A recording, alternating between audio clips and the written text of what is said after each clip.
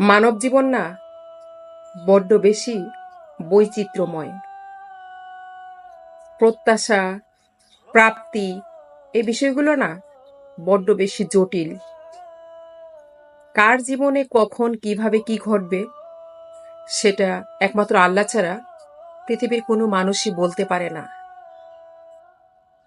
সবসময় যোগ্যতা, দক্ষতা এবং অভিজ্ঞতা দিয়ে জীবনের সব প্রাপ্তি অর্জন করা কোনোভাবেই সম্ভব না।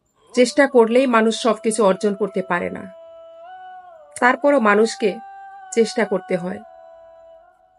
বেঁচে থাকার জন্য অনেক কিছু করতে হয়। সকল গ্লানিকে পাশ কাটিয়ে এগিয়ে যেতে হয় বিরোধ রূপে। জীবনের সার্থকতা মিলবে কিনা তারপরও অনিশ্চিত পথে যাত্রা করতে হয়। সত্যি মানব জীবনটা কেমন বৈচিত্র্যময়, তাই না?